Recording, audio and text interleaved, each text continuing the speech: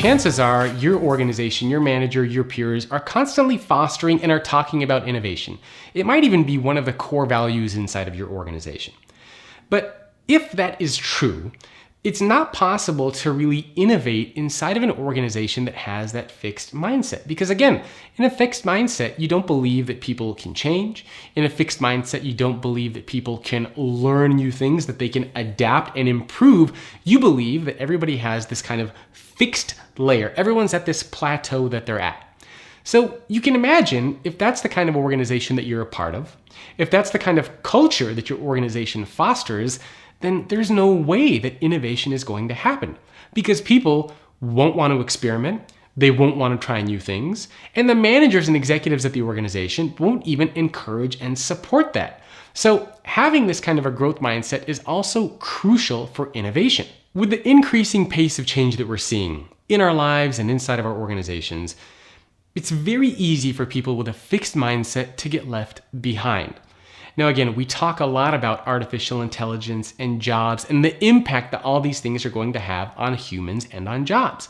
But let me tell you that if you have a fixed mindset, you are much more likely to face challenges in the future versus if you have a growth mindset.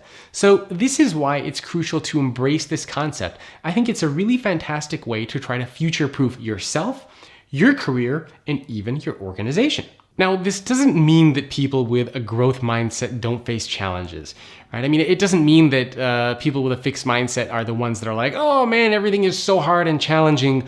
And those with a growth mindset are like, yippee, everything is so easy and I know all the answers and everything is wonderful. That's not what we're talking about.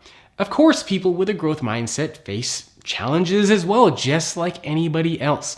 They face roadblocks, they face obstacles, they have to overcome insurmountable challenges just like everybody else. The difference isn't in the types of obstacles or challenges that you're faced with. The difference is in how you respond to those challenges and obstacles.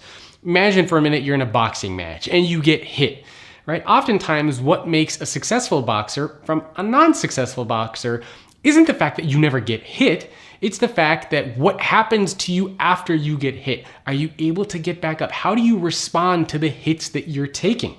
And again, if you have that fixed mindset, you take those hits and you just say, I'm doomed. I'm a bad speaker. I'm a bad manager.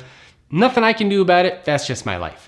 And if you have a growth mindset, you take those hits and you say, oh man, I'm gonna learn from these. I'm gonna figure out how I can block these, how I can do better. I'm excited to get back in the ring, learn new things, and apply the things that I've learned.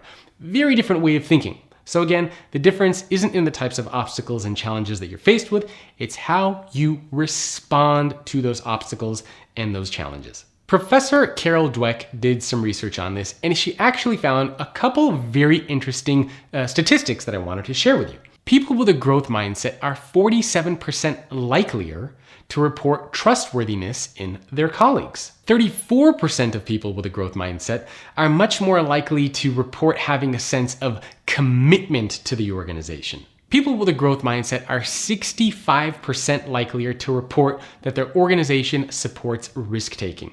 And 49% are likelier to say that the organization supports innovation.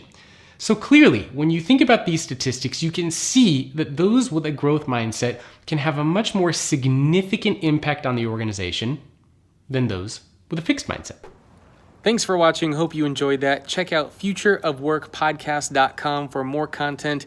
And do me a favor, leave a review on Apple Podcasts or whatever your preferred channel is. Thank you.